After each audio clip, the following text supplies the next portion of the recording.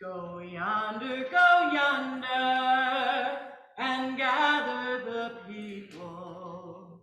Tell all the people that peace is come.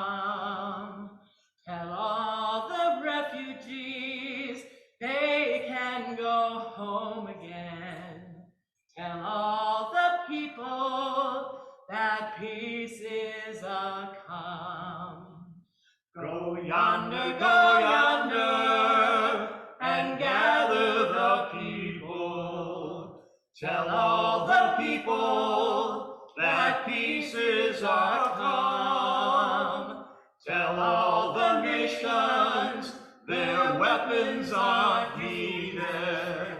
Tell all the people that peace is come. Go yonder, and gather the people. Tell all the people that peace is come. Tell all the children their hunger is over. Tell all the people that peace is come.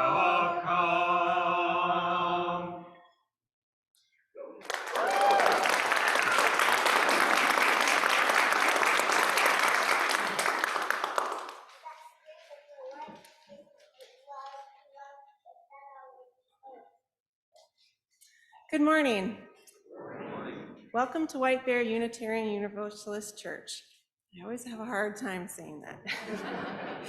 It's a community of youth, adults, and children sharing the values of courage, reverence, and compassion. I'm Jenna Borgmeyer, and my pronouns are she, her, and I'm a member of our board of directors. To share a request for today's meditation, please place it in the chat box or add it to the meditation bowl which sits in our Soul Work Center before the opening hymn. Please gain consent before you put someone's full name in the bowl or chat. You're welcome to join a small group conversation following the service, both on Zoom and in the Emerson alcove. Visit the social hall for a more informal time of community cookies, information about upcoming events, and an opportunity to continue the creative work from this worship service. I call your attention to a two-part film series for the United States clean energy transition that begins this Wednesday evening after our Wednesday evening supper. See the e-news for details. A huge thank you today to our stellar musicians and beloveds, Laura Stone-Girage, Dick Rogers, Nance McLesley, Roger Alm, and Brett Smith. Your talent, seamless collaboration, and creativity are incredible and deeply appreciated. Thank you for adding so much to this service. And we have an announcement from members of our lead minister search team.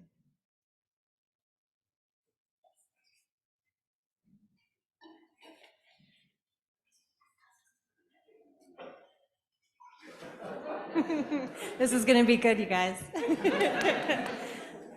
Good morning. My name is Molly Ryan, and my pronouns are she, her. And this is an exciting day for our search committee.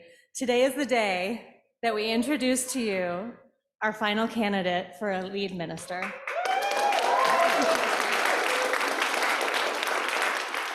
That candidate's name is Reverend Jessica Clay, and in a few minutes we'll share with you a video that she made to introduce herself to you.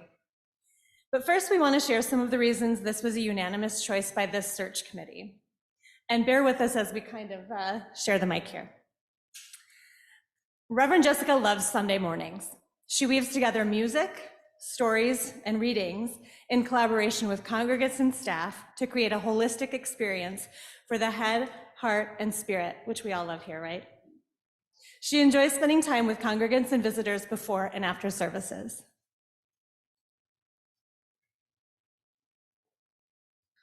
Radical hospitality is at the heart of her passion for social justice. Anti-oppression work is central to her call to ministry, and she was drawn to our church's strong history of social justice action. So I had the pleasure and honor of being able to call her references, which we did for all of our pre-candidates. And it was so wonderful to hear how, first of all, deeply tied into the ministerial network of the whole UUA. She relies on her colleagues for inspiration, and she is beloved by many of the ministers that we already know. I think you'll really appreciate that. And she brings this wonderful combination of youthful energy and mature experience. So we had the joy of attending a sermon with Jessica, and her sermon truly reached down and touched us, touched all of us. But I was sold when Jessica made me cry, so I'm in. He cries all the time, whatever. Just kidding. It was truly a moving service. So we could really take turns all day telling you all of the wonderful things about Jessica and why she's a great match for this congregation. So without further ado, we're going to go ahead and let you watch the video that she made, and then I'll come back and tell you a little bit about Candidating Week. Hello, members and friends of White Bear Unitarian Universalist Church. I am Reverend Jessica Clay. My pronouns are she, her, and I am so excited to be your candidate for senior minister. There are so many things that I have loved about getting to know your search committee through this process and getting to know your congregation through them. So I want to begin this video by giving a huge thank you to your search committee. They have blown me away with their kindness, their love, their warmth, and their empathy, and they are a testament to your congregation. So I hope if you are watching this that when you see them, you thank them for their service and know that they have made such a difference in my life and in the life of your congregation. And so I just wanted to begin with gratitude. I am from originally California, and I've lived all over the United States, and I've also lived in the Twin Cities. I was the Hallman Ministerial Intern at Unity 7 years ago, and since then I've been serving our congregation on Cape Cod in Brewster for the past 6 years. I'm so excited to return to Minnesota. There are so many things I loved about living in the Twin Cities, and to get to know the things that you love about White Bear Unitarian Universalist Church and about the Twin Cities and Minnesota in general. I come with my dog Rufus and my daughter Eleanor, and let me introduce them to you as well. This is Rufus. He's 16 years old. He loves naps and walks and treats. Huh, buddy? This is my daughter Eleanor. She is 6 weeks old, and she loves naps and milk in that order, and she looks forward to meeting all of you.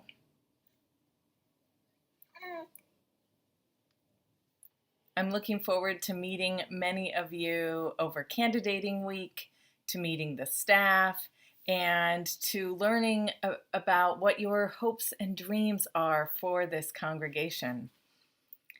There are so many things that appealed to me when reading the search packet that your search committee put together, including one of the founding members, Florence Jacques, said about the beginnings of your congregation, audacity was one solid asset the members had.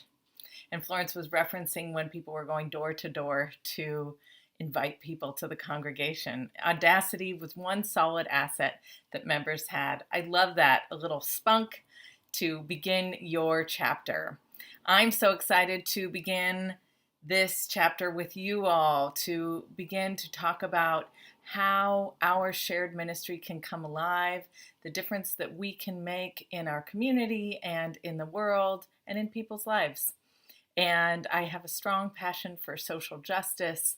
I'm looking forward to getting to know you all and what is important to you. I know your history is so important with hosting a sanctuary family and doing your anti-racism work and doing work on welcoming people on the margins, and that is important to me as well.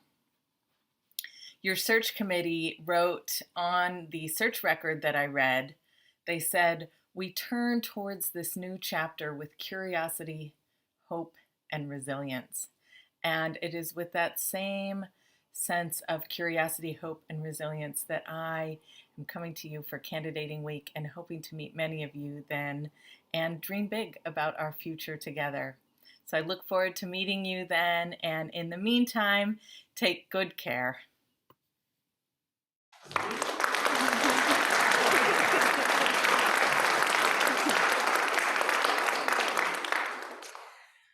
We are so excited to welcome Reverend Jessica with you during Candidating Week, which is Saturday, April 29th through Sunday, May 7th. She will preach the 2 Sundays on either end of that. And then after the May 7th service, we will have a special congregational meeting and a vote, and hope to joyously welcome her to our community. We did also, between services today, send out an email, and it includes a letter that Jessica wrote, this video, and a link to her website. So you can learn everything that you would ever want to know about her there. So thank you everyone for sharing in this day with us.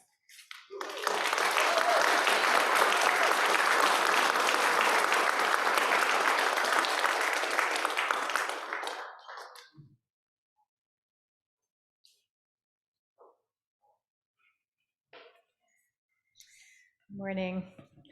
My name is Amy and my pronouns are she, her. Let's take a moment just to take a breath and take in the fullness of this moment, of this community, and get settled in. On the mornings when our children, youth, and their facilitators leave the sanctuary after the story to gather in their classrooms, it is our practice to first take a moment with them to pause and notice the threshold that we are crossing together. And we cross thresholds all the time in our lives, both literal and metaphorical.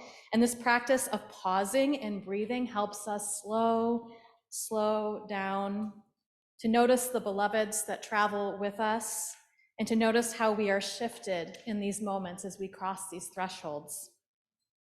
This morning, we're worshiping together, all of us of all ages together for the whole time. And so we're going to invite everyone into this practice of noticing and naming as we cross this threshold into a worshipful space together. Let's take 3 deep breaths. And as you do, I invite you, as you're comfortable, to move your body, breathing in and out, stretching up and down if you'd like, and noticing one person or thing in this space that makes it feel sacred to you. Let's breathe together. Deep breath in and out. Deep breath in and out. And one more breath.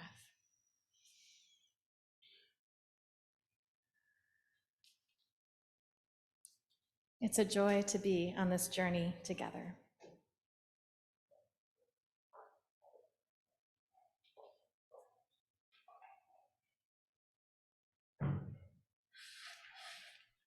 Clay is not the only crier. I just want to say how happy I am as an interim minister to feel like we're together. This is ending on a very high note, and that means a lot. And I could not be happier with the recommendation of the search committee. I don't get to vote, but I want you all to know that. So I am Reverend Roger, and my pronouns are he, him.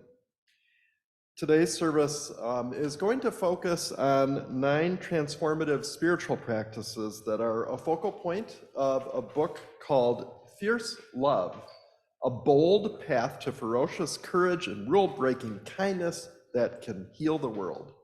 That's a long, beautiful title. The book was written by Reverend Dr. Jackie Lewis. Dr. Lewis is the senior minister of Middle Collegiate Church in New York City. That is a 900-member, multicultural, multiracial, inclusive Christian congregation. Dr. Lewis is a moving preacher, activist, speaker, writer, and teacher, and I had the joy of hearing her in person back in 2016. This book came out in 2021, pandemic going. Just before it came out, her church burned down, except for the outer facade. Whew. These practices felt really important then and still do now. And you can see the name of the book and the practices in the printed order of service and in the chat box. Dr. Lewis calls these times hot mess times. Yeah, I'd say so. And the hot mess began before the pandemic. The pandemic made it worse, hotter, and messier. And it's not better now, even though the pandemic has at least eased a bit. Dr. Lewis says that in the face of this hot mess, we have a choice to make. We can close ranks with people in our own group against the rest of the world and hide from our responsibility to the whole world, or we can respond to the world's, our nation's hot mess in the spirit of Ubuntu. That's a Zulu word from a phrase that means, I am who I am because we are who we are. So Ubuntu lifts up the truth, in Dr. Lewis's words, that what hurts you hurts me. What heals you heals me. What causes you joy causes me to rejoice. What makes you sad causes me to weep. In the spirit of Ubuntu, Lewis calls us to a demanding, heart-transforming, fierce love. And these 9 practices bring that love to life. And practicing these, each in our own way, we can help heal the world. So it feels like these 9 practices really embody Dr. Lewis's activist, progressive, Christian spirituality, and also speak to us as Unitarian Universalists. And we're excited on the staff to share this with you today. Many of these practices already live in our worship services, and we're going to explore each of them as we go through the service. Welcome.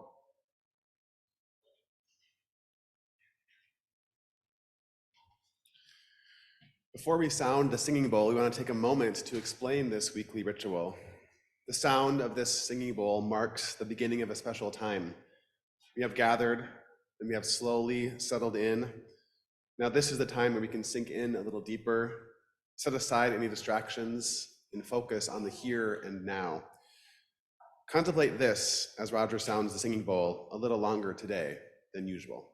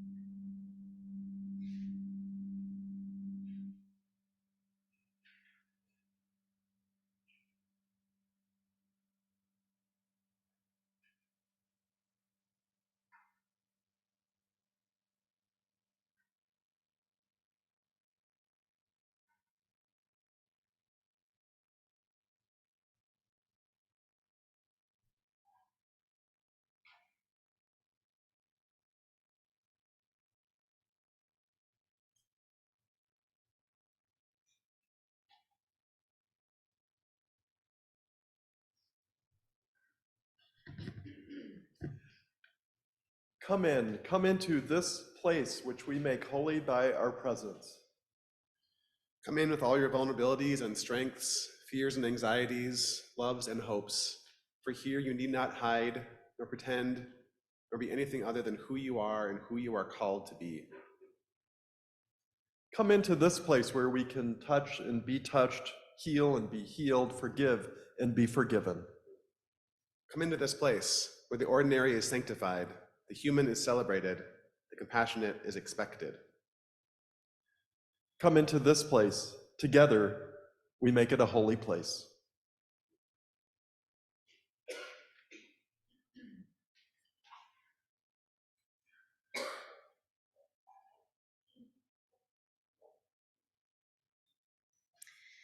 Each time we gather in our Unitarian Universalist community in worship in our small groups for children, youth, or adults, we always begin with a chalice lighting. It reminds us to set aside special time to care for one another, to grow and learn together. And as the story of our chalice symbol reminds us, our chalice is a call to one of the 9 practices. to confront boldly. I hope that this story is one that is starting to seem a little bit familiar to most of you. It starts in World War II at a scary time. It became known to us that there were people across the ocean who were in great danger, and they needed help escaping to safety. There were many people that believed that we couldn't or shouldn't take the risk to help, but some people disagreed, including a Unitarian minister named Reverend Charles Joy, among others. And so Reverend Joy reached out to anyone and everyone who would listen, anyone who could help provide safe passage and money and transportation, anyone who believed as strongly as he did in the possibility of safety for those in danger. But the minister and his team ran into a problem. No one knew who they were and if they could trust them, and the people that they were trying to reach sometimes didn't speak the same language as they did. And so he reached out to an artist named Hans Deutsch, who himself had escaped danger and was far away from his own home country and was inspired by the minister and his team. And so Hans got to work. He drew a picture of a cup, a chalice symbolizing healing and safety, and a flame symbolizing sacrifice and justice. This chalice symbol helped Reverend Joy and the Unitarians working with the Unitarian Service Committee to lead thousands to sanctuary, to safety, away from danger. And this work of confronting boldly is our story and call as Unitarian Universalists. We confront boldly when we listen deeply and speak truth about problems in the world, when we take action to help others, when we dare to imagine a better world together in community. The work of confronting boldly, of transforming circumstances with moral courage, is a collective task.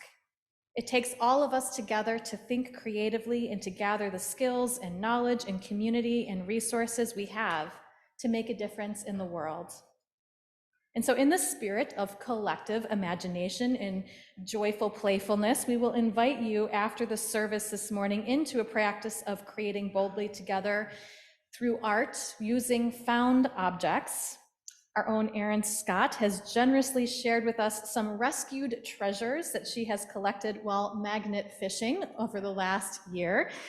Yes, magnet fishing. You can learn more about this hobby that we've all found a lot of joy in watching over the last year in the social hall. There's a video in there to help you learn more.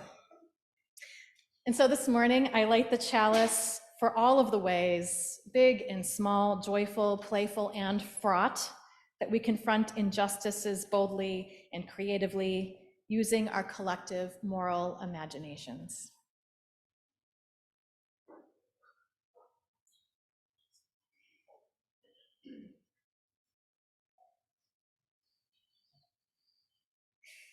I'm Reverend Jack, and my pronouns are he, him. Many times we hear from many of you about a desire to take a moment during our service to greet a neighbor, to say hello, to give and receive a welcome. We also hear from some of you that you are so glad we don't have that moment. Yeah, we don't like moments of forced connection, I get it. I was recently at a service though, and it took 4 minutes to do this. We're only doing 1 minute, but we are gonna honor that complexity.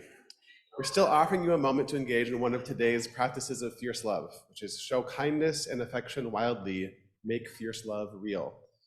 Now, I don't encourage you to show your kindness without boundaries or intention. For instance, let's not expect to bear hug a stranger. And even if we know our neighbor, let's check in with them about what type of kindness they want to receive this morning. But offering a small gesture of kindness, whether it is to an old friend, a new acquaintance, or a stranger, that is a step toward making fierce love real. So whether it is a simple hello, a handshake, a boisterous good to see you again, or even a hug if both parties consent, a moment like this invites us to find the appropriate kindness and affection and share it boldly. So now is the time to turn to your neighbor and greet them or welcome them as you see fit.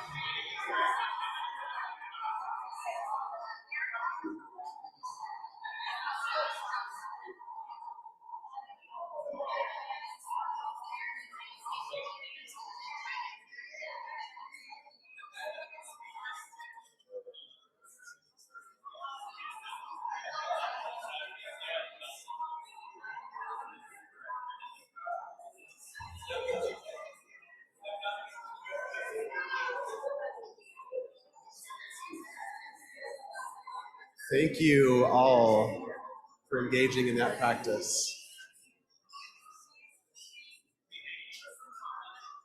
It's a fine thing to have to kind of wrestle to get you back. Thank you for being bold. Another one of Dr. Lewis's 9 practices: think inclusively, they're your people too. The spirit of inclusion runs deep and wide here in this church community, and we are drawing that circle ever wider. Throughout the decades, we have become a church that has figured out how to include people on the margins, and we keep learning about who might feel left out or marginalized, whether because of race or gender identity, ability, or economic class. Often in our services, we strive to use inclusive language that honors the reality that not everyone shares the same abilities and not everyone identifies along the gender binary. We sometimes include words or songs from a while ago that might have been adequately inclusive for the time they were written, but don't meet our current standards of inclusivity. We have an example of that in today's service later when we'll hear Shower the People by James Taylor. And this is a time where we are encouraged to engage with imaginative practices of inclusivity. When the song says, "Oh, mother and father and sister and brother," we are asked to imagine who might be excluded from that list and wonder who the songwriter would have included if he had written that song today. Another example of this inclusivity lives right here in this moment in our service usually. When we read our opening words together, we covenant together. We affirm that this is our great covenant, by which we mean that we agree and promise to live together in a certain way with this specific group of people. I often think about this moment, and for myself, I often say these words to myself and often with my eyes closed. But I invite you today, in the spirit of inclusivity and knowing who it is that we're affirming this covenant with, to actually look around and see who you're making this covenant with. And today we're going to say these words together twice through. Please join me in the opening words. Love is the spirit of this church, and service is its law. This is our great covenant, to dwell together in peace, to seek the truth in love, and to help one another. Love is the spirit of this church, and service is its law. This is our great covenant, to dwell together in peace, to seek the truth in love, and to help one another. Our opening hymn is number 61, "Lo, the Earth Awakes Again," in the gray hardcover hymnal. Please rise in body and spirit.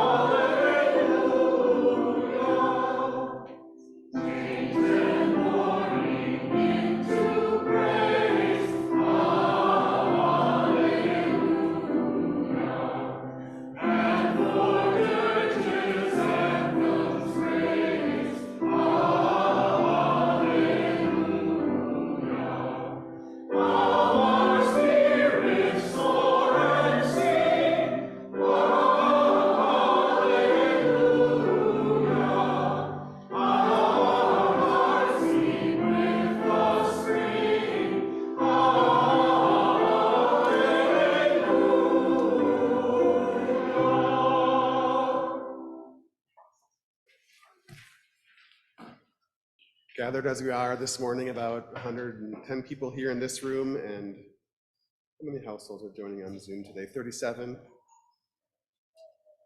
Let's consider together another one of today's 9 practices. Maybe the hardest. Love yourself unconditionally. It all starts here. As we pause for a moment of prayer and meditation, find a comfortable seat, become aware of your breath, breathing in peace and breathing out love. Let your shoulders fall away from your ears in the warmth of this day.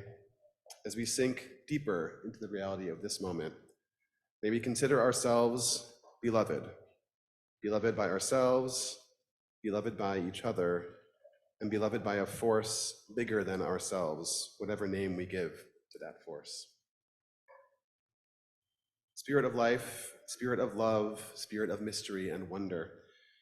We name ourselves today as products of fierce love, recipients of fierce love, and also givers of fierce love. From that place, we take a few deep breaths and settle into our state of belovedness.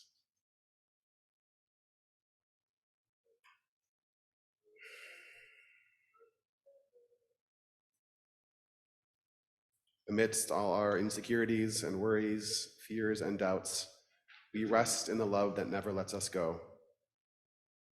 From that groundedness, we send out more love to those in our immediate circles, maybe even those who are sharing this exact moment together now.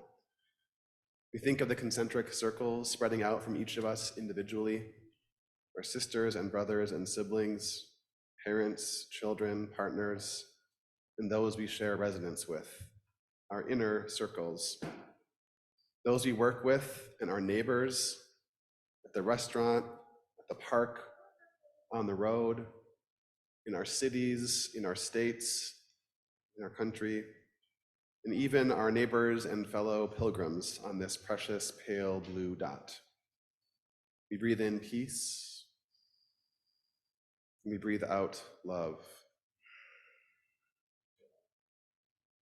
Once we feel the depth of this love, we are able to disperse it far and wide. This morning, we hold in the light of love's embrace Judy and Dick Ottman. Judy has entered hospice care this past week.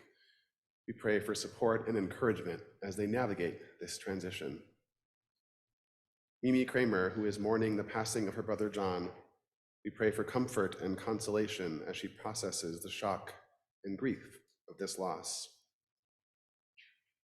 Pray for peace for people living with PTSD and mental health challenges. Please send prayers and good wishes for me living into a new bipolar diagnosis. For Petey, who died end of March, you were like a dad to me.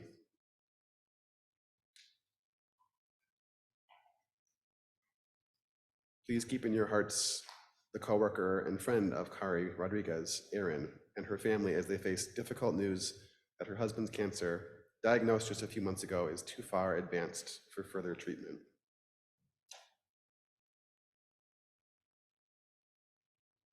Please hold up those who are dealing with COVID and the people with long COVID.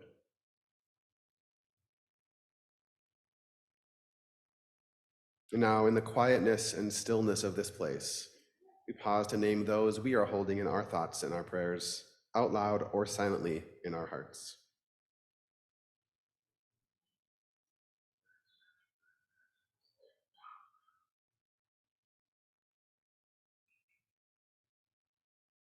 Knowing that love's embrace can hold this all.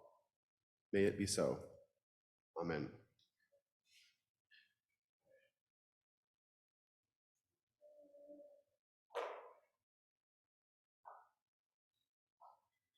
My name is Nico, and my pronouns are they, them.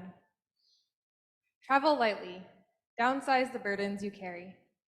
This is the practice that guides the ritual we will do in a moment. So as we begin, I invite you to just take a breath.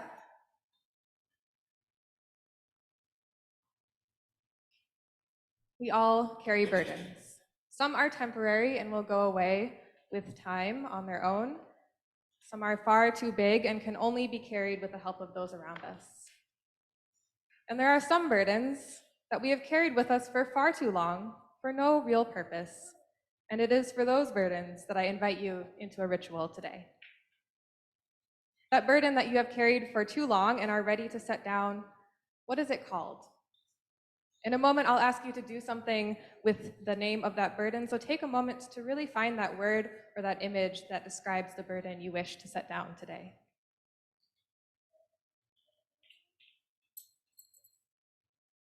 I'll say the instructions for this ritual first and then invite you to do it, so don't move just yet. If you're joining us virtually, find the section of your packet that is titled Travel Lightly and follow the directions, or grab a piece of paper that you're willing to part with and follow the instructions that I'll give to those in the room in a moment, and dispose of your paper in the way that feels right for you. If you are in the room today, I'll invite you, after I finish with the instructions, to pass the basket of papers and markers that are sort of scattered around and write your word or image of the burden you wish to set down today. And then find your way to one of the 3 bowls of water, or raise your hand if you would like help bringing your paper to the water. Note that there's a bowl up here up front. This one is on camera. There's also one by the windows in the corner there, and one in the balcony as well, that are both off camera if you wish to remain unseen. As you drop your paper into the water, imagine that you are setting your burden down too. We're going to do this with no music in the background, so I invite you to do it reverently, which does not have to mean silently as we do this. So please pass the baskets now and begin this ritual.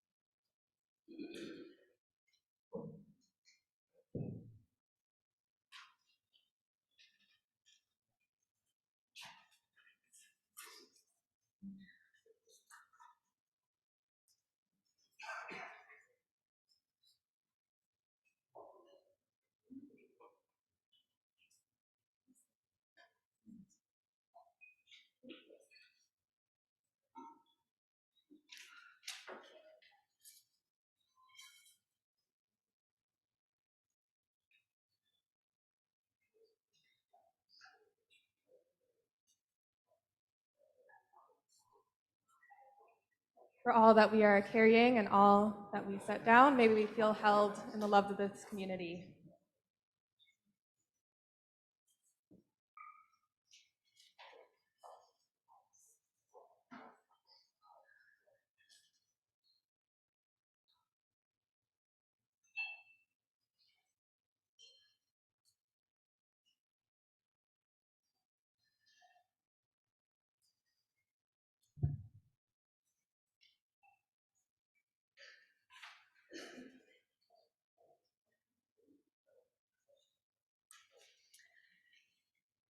This congregation is sustained by the generosity of the people who call this place home.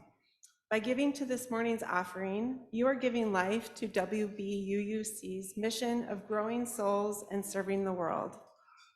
In addition to putting a contribution in a collection basket in a moment, you can also donate on the website, sending a check or leaving a check in the lockbox outside the front office, or using the text to give option in your order of service or in the Zoom chat box. Thank you for your generosity and your faith in this life we live together.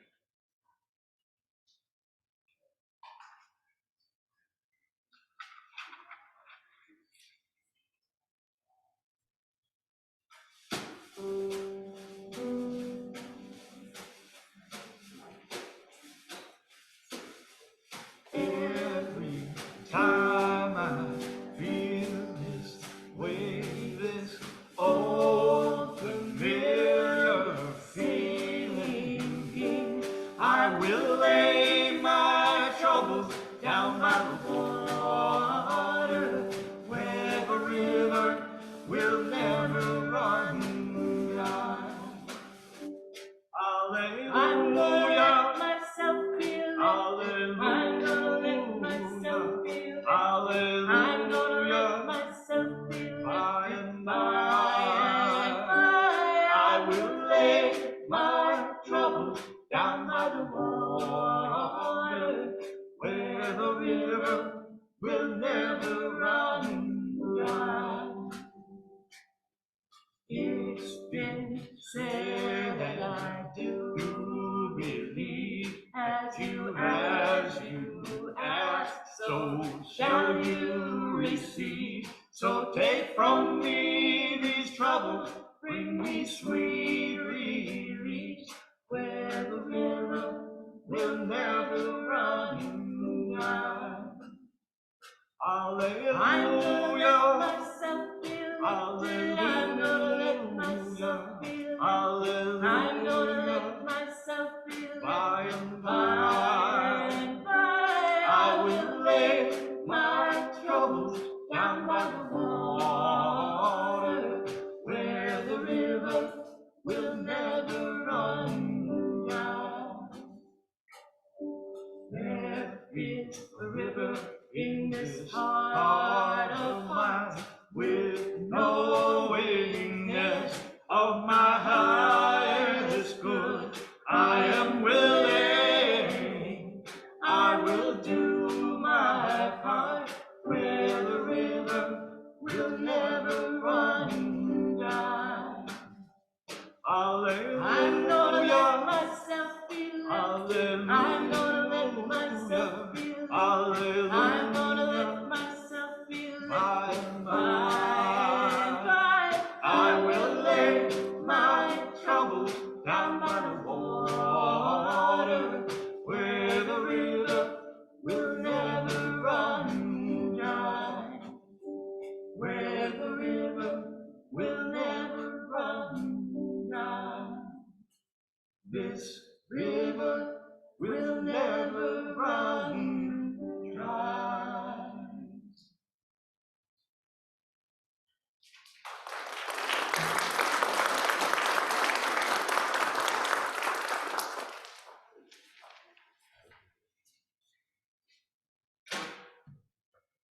Speak truthfully, it will set you free. This is another of Reverend Dr. Jackie Lewis's practices that shows up regularly in our worship services. Stories are a powerful way to speak truth. Sometimes we speak our own truth in stories about our lives. Sometimes a story comes from a time or a tradition different from our own. bringing with it a truth that we need to pay attention to. These stories aren't always easy to speak or to receive, but when we are open to doing so, their truth can indeed set us free. Today is Easter Sunday, a Christian holiday marking the resurrection of Jesus. The truths we as Unitarian Universalists find in the Easter story may be different from those held dear by Christians around the world, but there is truth in this story, just waiting for each of us to find. Jesus was a teacher long ago who preached God's love. Jesus taught that we should care for the poor and forgive people who hurt us. The people in power were afraid he would upset the way things were, but this did not stop Jesus from choosing love and justice.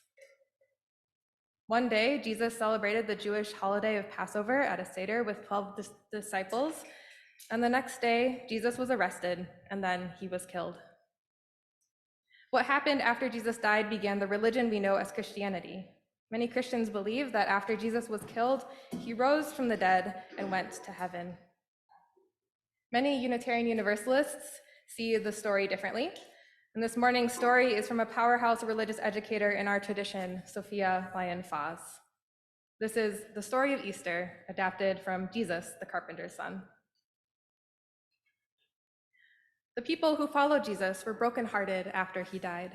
They struggled to understand why God had allowed their teacher to be killed. Surely someone so connected to God, so overflowing in goodness, did not deserve the punishment of a criminal or rebel. As these people gathered day after day in each other's homes, they began to recall the wonderful experiences they had had with Jesus. They told one another of times when Jesus was wise, the times when Jesus was kind. The very tone of Jesus's voice and the look on his face would come back to them so vividly that it seemed sometimes as though Jesus were right there with them. Some of the people had dreams in which Jesus seemed so real that the dreamers could not tell whether they had been asleep or awake when they saw him. Some declared positively that they had seen Jesus again. He had talked with them. The rumor spread that Jesus had actually come out of his coffin and that 2 of his disciples had seen him and that several of the women had talked with him. They would see him only for a few moments, and then he would mysteriously disappear again. Finally, several of them dreamed they saw Jesus rise up from the earth higher and higher until he disappeared entirely. They believed he had gone to heaven to be with God. And after that, their dreams of seeing him and talking with him stopped. People who had these experiences believed that Jesus was different from other people. Some believed that Jesus was so holy and great that he would come back to earth and save the world. Others, including many Unitarian Universalists, believe that Jesus will never live again on earth, but that his spirit need never die. The truth of this story, perhaps, is in the words and the deeds of Jesus, which still give us wisdom today.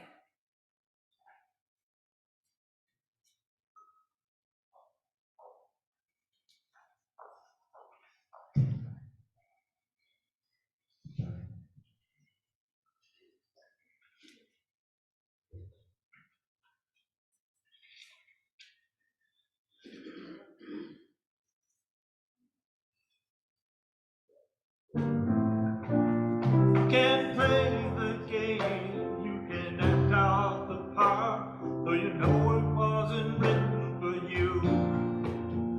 Tell me, how can you stand there with your broken heart, ashamed of playing the fool? One thing can lead to another, it doesn't take any sacrifice. Whoa, father and mother, sister and brother, if it feels nice, don't you think twice, just shower the people you love with love, show them the way that you feel. Things are gonna be much fine if you only will. Do as I say, yeah, shower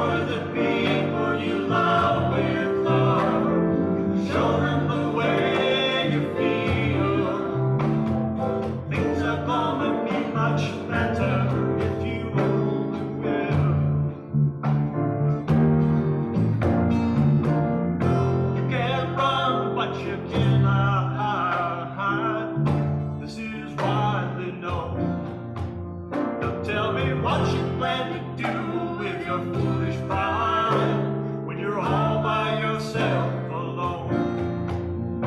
Once you tell somebody the way that you feel, you can feel it beginning to ease. I think it's true what they say about the sweeping wind, always getting the breeze. It's better to shower the people you love with love, show them the way that you feel. Things are gonna work out fine if you only will. What I'd like to do, you know, shower the people you love with love, show them the way you feel. Things are gonna be much better if you only will.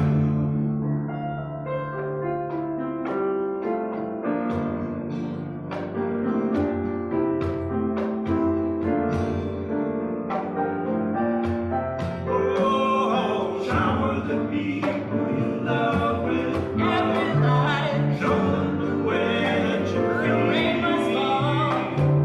Shower the people you love with love. Show them the way that you feel. Shower the people you love with love.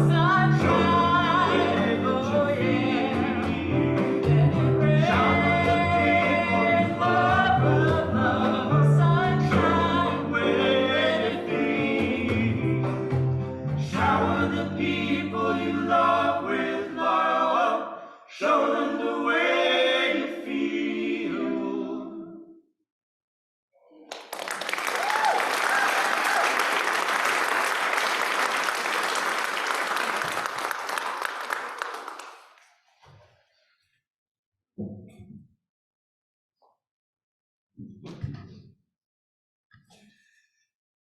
My reflection today is about another practice of fierce love. This one is called living justly, choosing fairness and equality every day.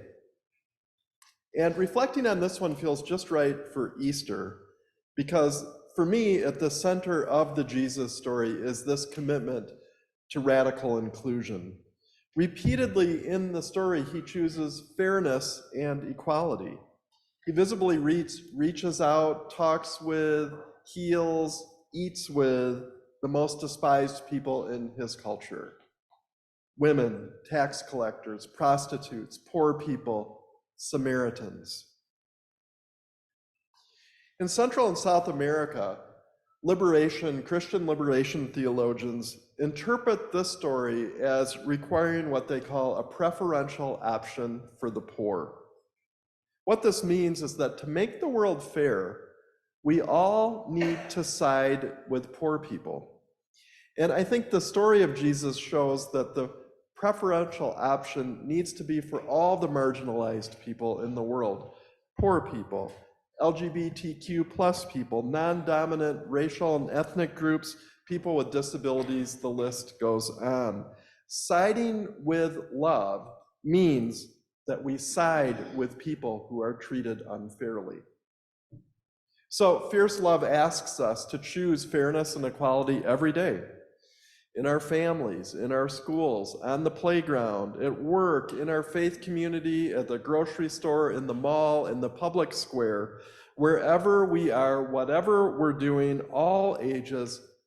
How can we bring with us choosing fairness and equality? How can we show that in the way we live? So that's a question we should ponder each and every day. And I believe that living justly involves not just treating our fellow human beings fairly, but also other species in this whole delicate web of life of which we are a part. Paradise for me is not some future, some other place, but it's here on this beautiful planet. All of us, human and non-human, are related. We're all in this together. And I've been thinking lately about one other thing that I think is needed to go to kind of pair with this commitment, and it's faith. Specifically, faith that if each of us finds a few ways to act justly to promote fairness and equality and tend to the web of life, it's going to work. That there's enough of us doing this together, each in our own way, each focusing on different things, that it can work. The truth is, none of us can take on all the world's problems. Each of us needs to figure out, what are we called to do? What do I feel passionate about? And then dig into that work. So for some, it may be focusing on shrinking the carbon footprint of our societies, in our society, as we face climate change. For others, it may be digging into anti-racism and anti-oppression work, learning about our own prejudices and privileges, and finding ways to dismantle white supremacy within individuals, within communities, within our society. Someone I was thinking this week as I read the White Bear Weekly Press, someone may feel called to dig into this issue of somebody or some people are hiding books in our school library in White Bear Lake, books about LGBTQ inclusion, about anti-racism work, about environmentalism. Maybe someone here can join with the librarians and the other school people who are really trying to have an atmosphere of love and inclusion in their school. There is so much to do. All we need to do is pick something and dig in and do it. And then we have to have faith that others are doing the same thing, and that together we actually can build a better and fairer world. We are all allies in the cause of justice. I was telling my wife about what I was thinking of saying today, and she shared a metaphor that came to her that looks like this. Imagine a farm field, except what you see are a bunch of silos. So in this metaphor, each person is kind of doing their own thing in their silo, and they don't really know what anyone else is doing. And sometimes they actually feel like the other silos are competitors. Instead of that, the silos disappear. We're all tending our little plot of this part, this field, each in our own way, planting seeds, nurturing those seeds, and then those plants, and together harvesting. What I picture in my mind is actually a community garden with all these thriving different plots, people kind of working on their own, but actually together building, in this case, a bountiful and diverse crop of justice. So I invite you this morning to reflect on how you can embody in your life justice, a commitment to fairness and equality. If you haven't picked an issue or two to dig into, contemplate, what might that issue be? And then pull it down even a more simple way. Think about, what is one concrete thing I can do? And pick a time frame. Maybe it's tomorrow. Maybe it's this week. Maybe it's this month. Maybe this year. What is one thing that you can do to help build a more loving and just world? Let's contemplate, each of us in our own way. What would that one thing be?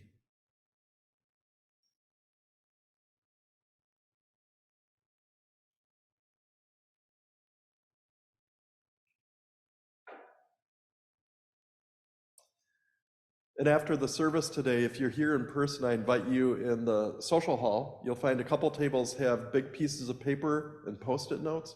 If you feel like sharing, what is that one thing that you just committed in your head and heart to do, to write it down. Maybe it will inspire other people. Maybe it will remind you, that's what I said I'd do. If you're home, you can see in the packet that accompanies this service, there's a page about this.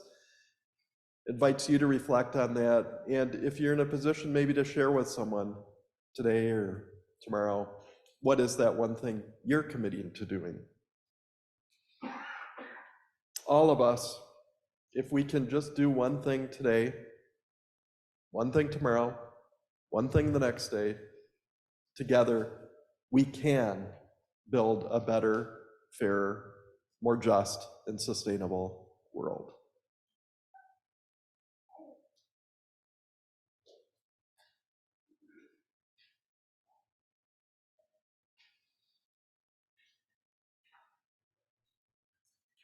Bringing fierce love into the world can be exhausting. We get tired and frustrated and discouraged sometimes, and that's okay because it's hard work loving this world and each other sometimes.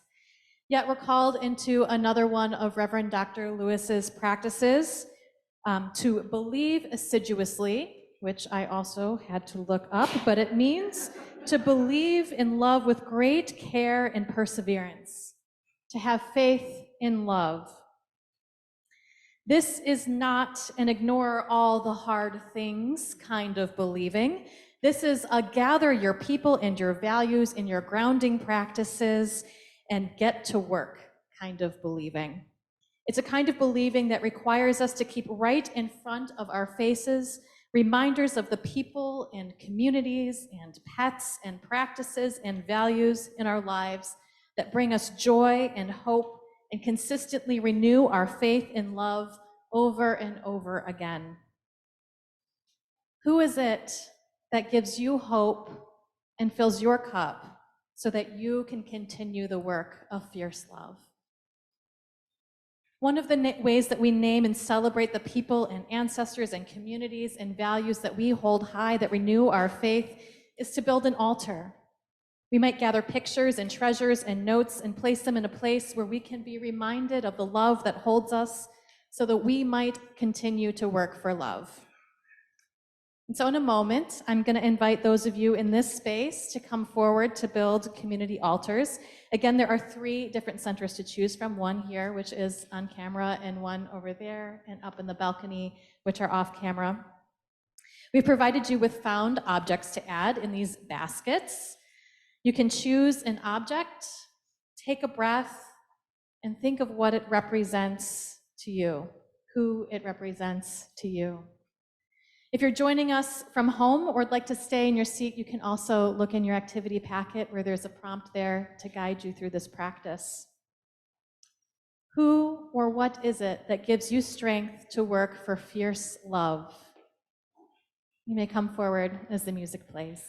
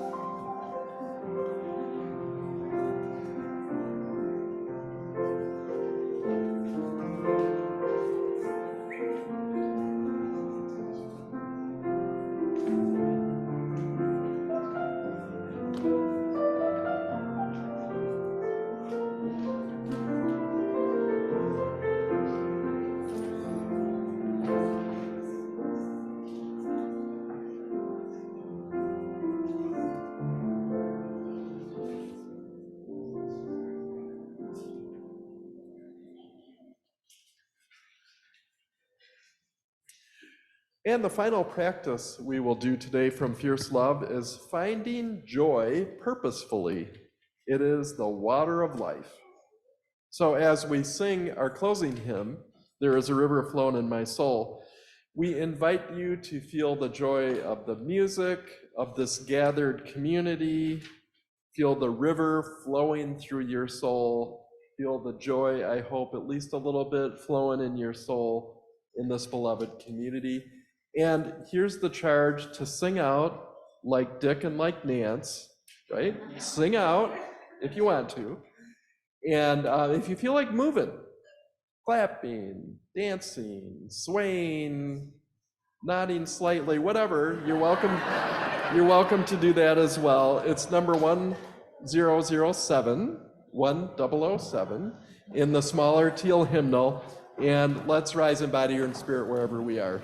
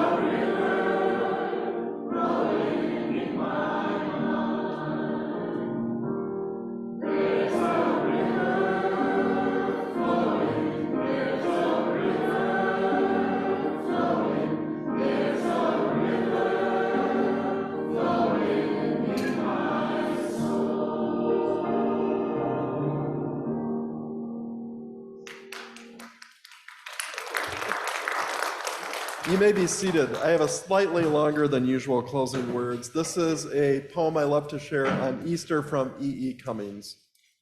I thank you, God, for most this amazing day, for the leaping greenly spirit of trees, almost, and a blue true dream of sky, and for everything which is natural, which is infinite, which is yes.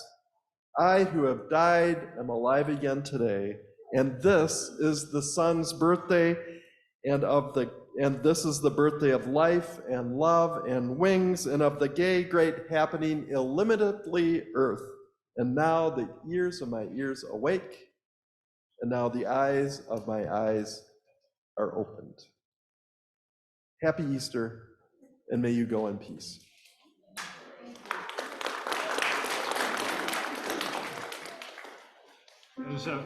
As Unitarian Universalists, we pride ourselves on being non-creedal. We don't tell you what to believe, right?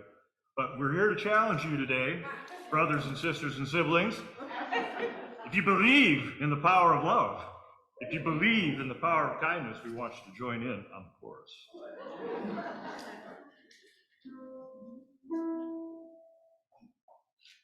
Ooh, I believe in the power of kindness. Ooh, I believe in the power of love. Ooh, I believe in the power of kindness. Ooh, I believe in the power of love. We don't know what's coming, but we can help shape what's ahead. With kindness as our currency, the commonwealth is in our hands. So give a little,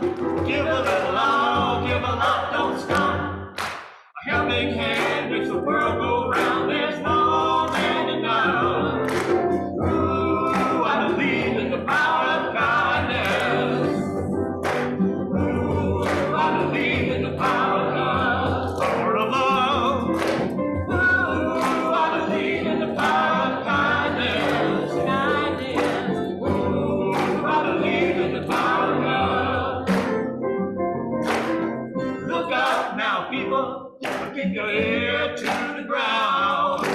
We are the river flowing, the generosity abound. So give a little, oh, give a lot, don't stop. A helping hand makes the world go round. It's more than enough. Ooh, I believe in the power of kindness.